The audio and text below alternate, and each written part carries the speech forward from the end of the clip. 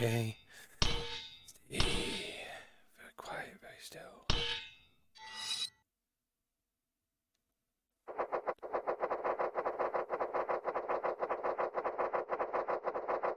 Hope you're ready for some spooky skeletons, because they're sending shivers down the hotel. Today in Livestream, escape from Hotel and Izanami? I don't know. Just insult Google's freaking voice here, why don't you? Izanami. Anyway, this is more of an adventure game, but it is a horror-themed title with a little bit of fan service mixed in. Now, I'm not really familiar with the creator of this game. They just recently released the sequel this year when this came out, I think in 2021, I think? Yeah, 2021 in April, oddly enough. Strange time, but oh well.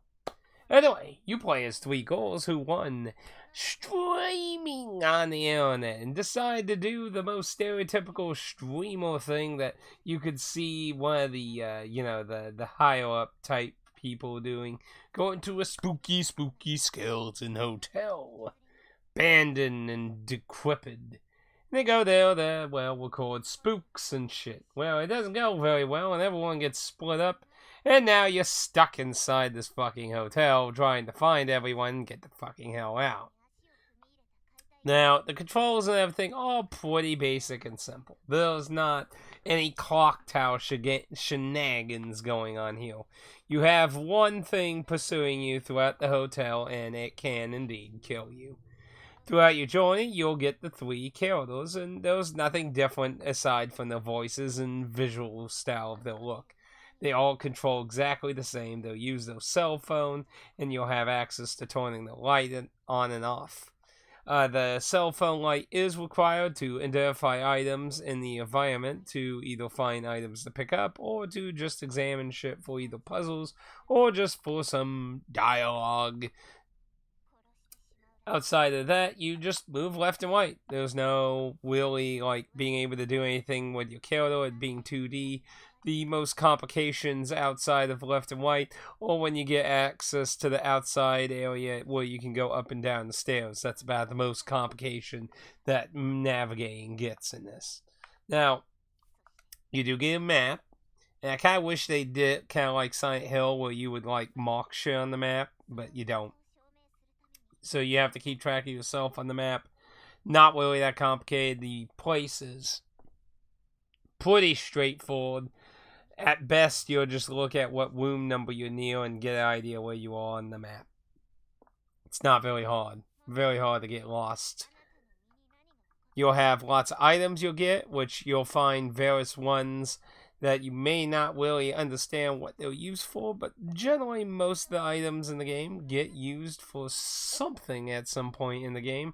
But you'll gather up items, and you'll also find notes that will help explain the mystery of what's going on, because this crazy mascot character that was from the theme park across from this hotel is out to murder you, so what's going on?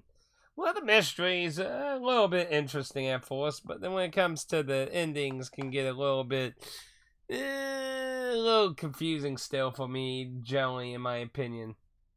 Overall, this is a very simple horror title that's not very complicated, if at best can be unfair. Now, you can save in the title and load, and you have multiple save slots. And being a game that does have multiple endings, I do recommend trying to keep some older saves around, because then you'll be able to achieve all the endings if you sport your saves far enough. But the game is pretty short, so if you're really determined to get every single ending, it wouldn't necessarily be the end of the world to replay the whole game, but would it really be worth it, would be a question.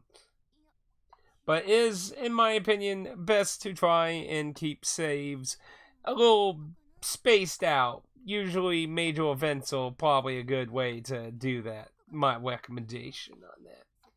But it's not a very complicated game. Sadly, criticism-wise, I would just say, if they made it just a tad bit more cocktail, have some, traps and things you could set up for the killer, I think would have really made the gameplay a lot more interesting. Because as it is, the thing is, initially you'll be creeped out. Like if you even slightly creeped out, you'll get the initial creeps, but you'll start realizing there's not really anything to be afraid of. Punishment for dying is basically go to the last place you saved. And if you keep saving frequently, won't usually be a whole lot of punishment.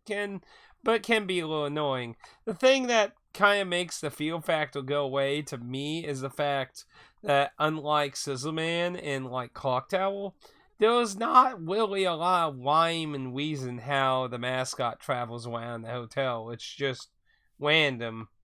Like, sometimes you'll enter an area and he's actually exploring that area. Other times you could just be walking an empty hallway and boom, he literally just comes out of the dark, nowhere right behind you. I'm quite literal on that. So the way he appears is pretty fucking random. At first, when I started the game, it did seem like he was wandering the hotel, but over time, it just became realization that he just spawns when the fuck ever.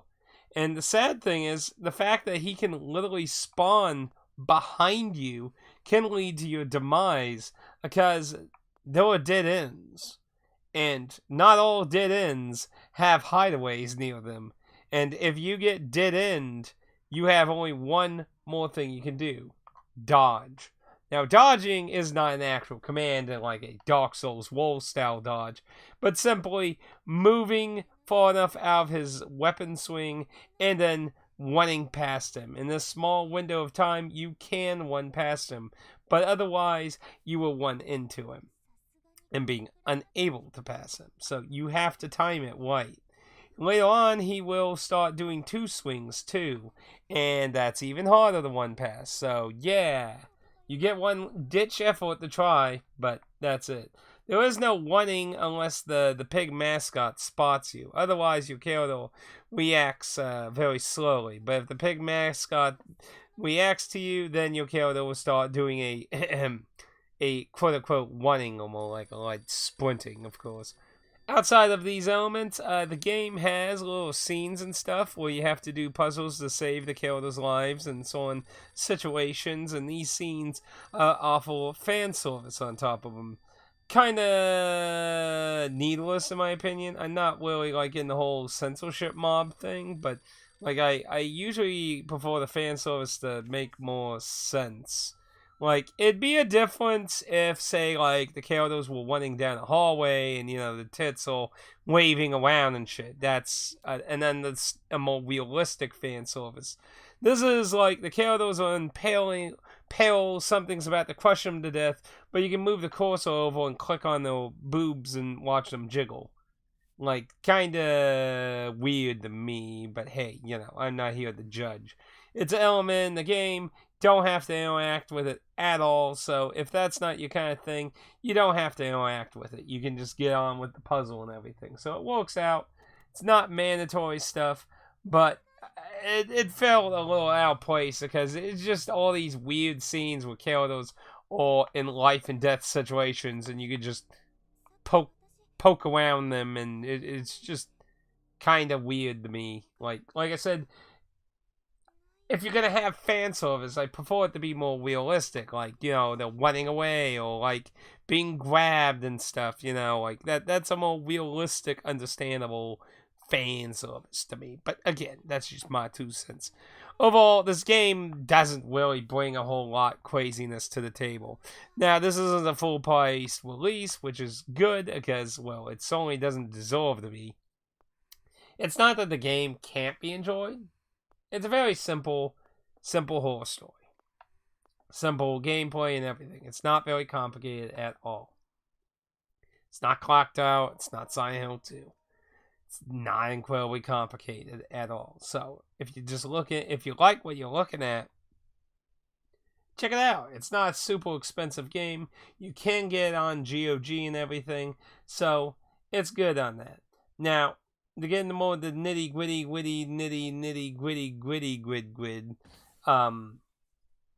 price-wise, what would I recommend out of this? I think this is more of a $10 experience, to be honest. I just don't feel like it's worth what the asking price was, which for me was like $35 for the physical version, which was an Asian only release, which sad news, if you want a physical version of this, yeah, it's sold out and it's very expensive now. There's only 3 copies I could find literally listed anywhere on fucking the internet throughout what I could look up, and those 3 listings are $60 to $90, so probably is not going to become affordable anytime soon in that front. But like I said, it is on GOG, and its download price is $19.99 on Steam, GOG, and the eShop. So if that sounds like a more reasonable price to you, which I hope it is, especially for that GOG version, probably the better route to go on that. But yeah, the physical version, this is that kind of title where $19.99 for physical would have been much more appreciated than the 35. Like I said, this, like, considering this game is like a nice setup for this idea, I hope there's more interesting gameplay mechanics in the sequel. Like I said, that came out this year for October. So I hope if the sequel gets a physical, which probably will, I'll definitely grab it. I'm hoping they put more into the gameplay, because the characters' voice acting and stuff isn't necessarily horrible or anything. Actually, really, the only like game performance problem I saw was with text. For some really bizarre reason, when people are talking and shit, sometimes the text glitches out and you'll see weird gobbledygook appear on the screen for like a microsecond. It's very strange. At first, I thought it was maybe even intentional, but from what I can tell, it just seems to be some kind of problem. It doesn't stop the game text from being displayed properly. It just seems to be some kind of weird error in getting it going. But in the end, it did not mess up my ability to read or understand what's going on with the story in any way. It just was a weird graphical glitch. Other than that, like, the game performance is fine. Didn't really experience any slowdown, glitches, crashes, or anything abnormal. The game works as advertised and has what it's advertised. A spooky Japanese hotel with 3 girls trapped in it, and there's a few little fan service here and there. Yeah, no. It gets the job done, it's what it is, but at the end of the day, I would have liked it a little bit more out of the gameplay. Like, seriously, like, I was going into this hoping for a bit more of a Clock Tower vibe myself. Merely, I set that up for myself, but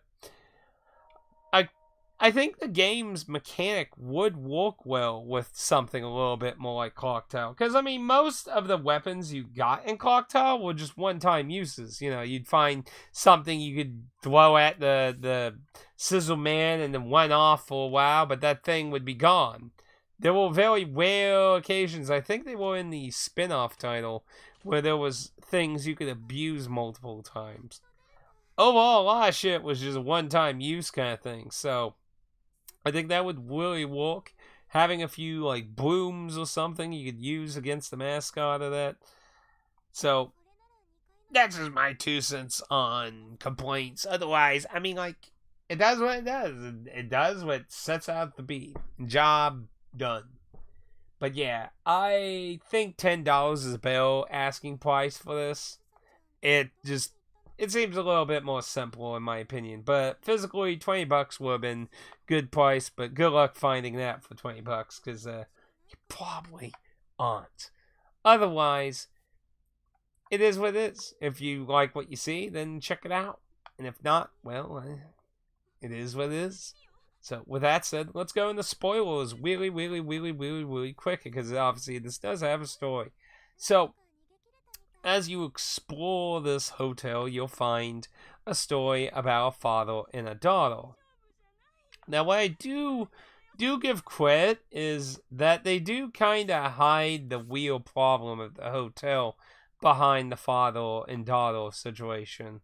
because a lot of the news articles and things you find talk about like staff people finding children or healing children or children things, and you're drawn to think it's related to the daughter because the father is the owner of the mansion, so you just kind of like assume that we're falling to the daughter. She's causing random ha ha he he giggles. But what you'll find out if you go for the true ending is the hotel and the amusement park were built in an area that for some reason tons and tons and tons of children died in. They were like abandoned children. It was just a landfill of abandoned children. So hundreds of possible thousands of children fucking died here. So the real problem comes that there were tons of ghost children haunting the area. Now, you'll find a little shrine in the outside area of the hotel, and like it bothered me the whole playthrough. I knew it had something to do with something, and it is. It involves the final true endings of the game, which give you one last thing, which could give you the good or bad ending depending on one last action you do when going in this path. But essentially, you learn that these children have been set free by the daughter. So there was this doll that apparently kept the spirits at bay, and somehow she went down into the catacombs of this shrine and took that doll. Because you can read the notes, and the father will be like, well, where the fuck did she find this disturbing doll? And that's what caused all of this. Now, that altogether sounds pretty good, but there are a few things that are left kind of a mystery. Who killed the daughter? Because the daughter and the father both died, and it seems to indicate that the father killed the daughter through a flashback, but it never really explains if that was really the case, and if it was, why. It's kind of a little confusing to me on that front. And then another thing is the fact that the main character, who you start out as, reveals in the path of the true ending that she's seen ghost children throughout the hotel, where everyone else has only saw the one daughter's ghost. So that seems a little odd to me as well. I would have really appreciated maybe a touch of a Silent Hill aspect to kind of hint at that. Like maybe, because like when you select the three characters, like you can switch between them as you rescue them. There's nothing different about how they control, do, or interact with the world at all. There's not even a moment in the game that I'm aware of where you need to switch to do something in the world. There's nothing like that, which kind of makes the fact that having all three characters kind of just, It just kind of there. It's not a big deal. Maybe if when you were like the main character, maybe there was weird, more abnormal things that could have made it more of an interesting shock value in a way. But like, I don't know, I just found it kind of hard to not, like, she just says out of the blue, like, oh yeah, I see these children. When, as far as I saw through the dialogue, nothing really hinted that being the case. So it was just kind of odd to me myself. So, but yeah, overall, aside from some text display weirdness, the game works as advertised. Nothing really negative to report in that front. Otherwise, like I said, it's what you see is what you get. So if you like what you see, I'd recommend it. And if you don't, well, move on. There's other games you can play. Indeed. But yeah, at this point, I'd probably go for the GOG version. Because, yeah, Switch version, super fucking overpriced. Don't recommend going down that route. So, yeah. Anyway, that's pretty much it. A little quickie. Nothing too complicated to really explain in this one, my friends. And those are pretty much my opinions. It's not a horrible game. It just didn't really wow me too much myself. But, like I said, it's not in a horrible price range. While I think it should be cheaper than what it is, $20 isn't necessarily a horrible price either, especially since you can get DRM free, which, you know, I always say I can appreciate paying a little bit more for that ownership when it comes to either physical or DRM free. So, you know, I can understand that a little bit more, you know. Anyway, if you got any questions about the title, please feel free to leave a comment down below. And if you feel like you learned anything interesting, feel free to leave a like. And if you feel like you learned nothing at all, feel free to leave a dislike. Feel free. Until next time, I'll see you out there in the proving grounds. Make sure to stay at our hotel and tip well.